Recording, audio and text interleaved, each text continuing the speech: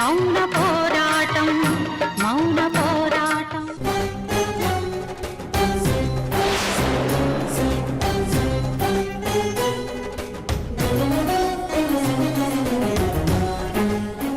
అమ్మా అమ్మా ఏం చేస్తున్నావు? అమ్మా వద్దులమ్మా. అమ్మా అమ్మా ఏంటమ్మా నువ్వు చేస్తున్న పని? నువ్వు చేస్తున్న పని ఏంట్రా? నేనేమన్నా ఈ లోకం వదిలి వెళ్ళిపోతున్నానా? ఈ ఇంట్లోంచే కదా వెళ్ళిపోతున్నా. ఏంట్రా నువ్వు మాట్లాడేది?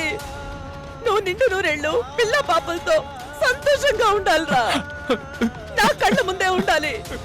నువ్వు ద్వారకా ఇద్దరు నా కళ్ళ ముందే కలిసి మెలిసి ఉండాలిరా. నువ్వెక్కడికి వెళ్ళకూడదురా. ఈ ఇల్లు వదిలి అసలు వెళ్ళకూడదు. నువ్వు వెళ్తే నా ప్రాణం పోతుంది. నిజంరా.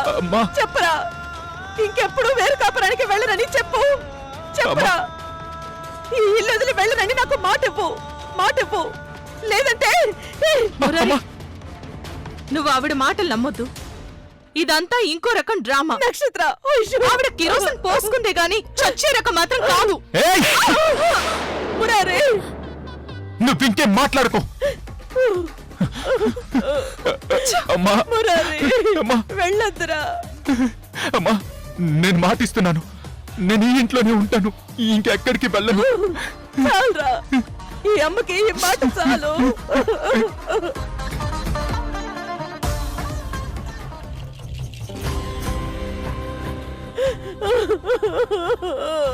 అత్తయ్య, ఎంత పని చేసావు అత్తయ్య. కొంచెం ఉంటే ఎంత ఘోరం జరిగిపోయేది. దుర్గక్క కోసం నేను ఇది కూడా చేయలేకపోతే ఇక నా బతుకు అర్థం ఏముందవంతి? అత్తయ్య,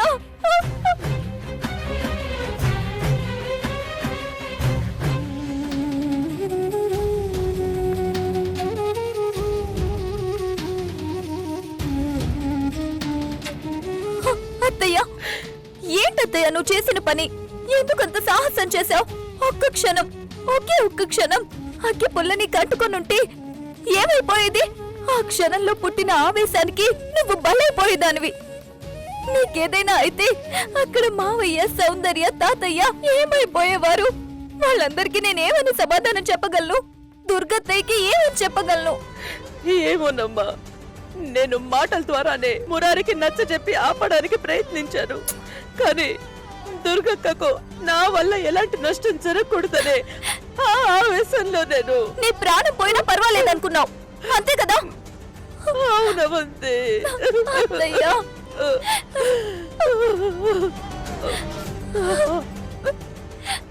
అవునవంతే, నేను నిజంగానే చెప్తున్నాను. దుర్గకు కోసం నేను ప్రాణాలు ఇచ్చేయడానికైనా రెడీనే. ఈ ఇంటికి మంచి జరుగుతుందంటే నేను సంతోషంగా ఈ లోకం నుంచే వెళ్ళిపోతాను. ప్లీజ్ వద్దత్తయ్యా, నువ్వు ఇలాంటి ప్రయత్నాలు మళ్ళీ చేయొద్దు. నువ్విప్పుడు మీ ఇంట్లోనే కాదు, ఈ ఇంట్లో కూడా మనిషివే. నీకేదైనా అయితే నేను, దుర్గత్తయ్య జీవితాంతం బాధపడుతూనే ఉంటాం. చెప్పత్తయ్యా, ఇంకెప్పుడు ఇలాంటి పనులు చేయనని నాకు మాట ఇవ్వు. అవంతి, ఇవ్వత్తయ్యా, మాట ఇవ్వు. మురారి ఇంటి నుంచి వెళ్లకుండా ప్రమాణం చేయించావు. నువ్వు కూడా నాకు ప్రమాణం చేయి. మమ్మల్ని వదిలేసి ప్రమాదం ఉన్నా ఏ పని చేయనని నాకు మాట ఇవ్వత్తయ్యా. మురారిని ఆపాలనే ఇలా చేశాను. మళ్ళీ ఇలాంటి పనులు చేయనమ్మా, నేను చేయను. అత్తయ్యా,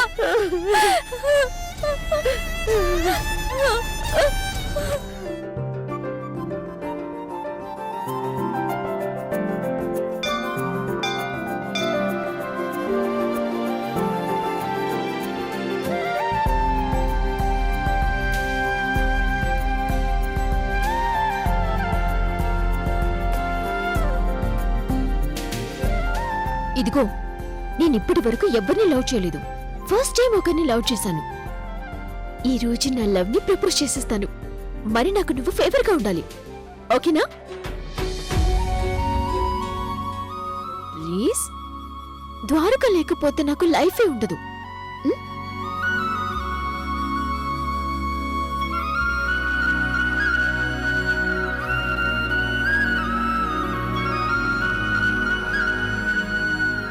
హాయ్, దేవుడికి ముక్కేశావా? ద్వారకాతో లవ్ సక్సెస్ చేయమని ముక్కేశావా? ఇదిగో చూడు, దేవుడికి మొక్కడం కాదే నువ్వు చేయాల్సింది. ముందు నీ లవ్ ఎక్స్ప్రెస్ చేయాలి. చేస్తే అప్పుడు సక్సెస్ అవుతుంది. అందుకే కదా ద్వారకని ఇక్కడికి రమ్మన్నాను. ఈ రోజు ఖచ్చితంగా చెప్పేస్తాను. ద్వారక కూడా తప్పకుండా నా లవ్ ని యాక్సెప్ట్ చేసి తీరుతాడు. అబ్బా, అంత నమ్మకం ఏంటో. ఇది నమ్మకం కాదే, ప్లాన్. ప్లానా? నా ప్లాన్ ప్రకారం ఈ రోజు ద్వారక మనసులో మాటని బయట పెట్టిచ్చేస్తాను.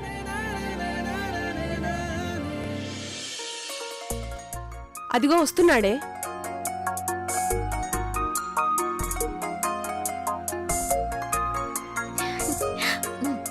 నేనేమో పక్కనుంటాను, నువ్వు నీ ప్రయత్నం చెయ్యి. All the best.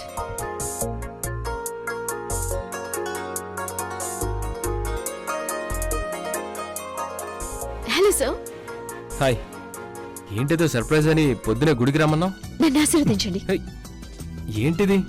నేనేదో పెద్ద మనిషిలా నా ఆశీర్వాదం అడుగుతావేంటి?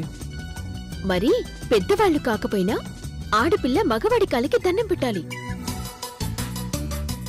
మగవాడికి సేవ చేయాలి కదా, లక్ష్మీదేవి విష్ణుమూర్తికి సేవలు చేసినట్టు. సరే గాని సూపర్గా రెడీ అయ్యో. ఏంటి విశేషం? Today is my birthday.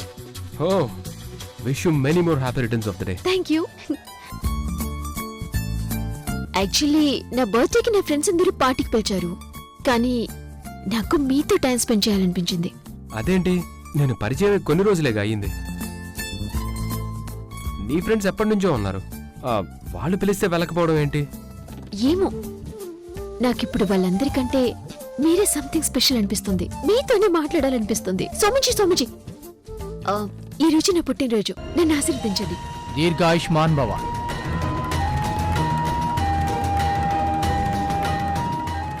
మీ జోడీ చాలా బాగుంది.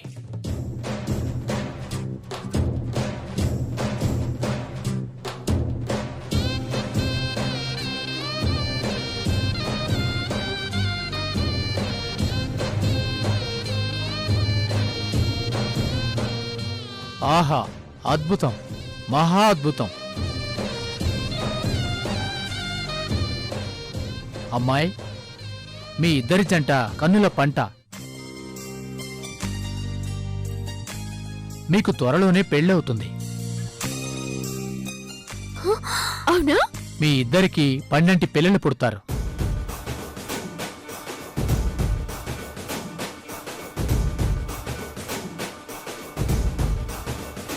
మీ సంసారం ఎంతో హాయిగా వెన్నెల రాత్రి పడవ ప్రయాణం చేసినంత సంతోషంగా సాగుతుంది.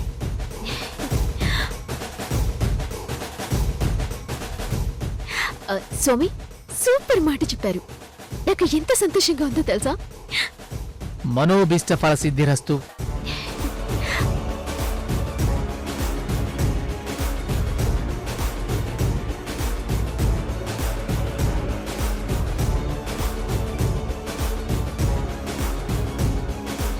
చూసారా స్వామీజీ ఏం చెప్పారు?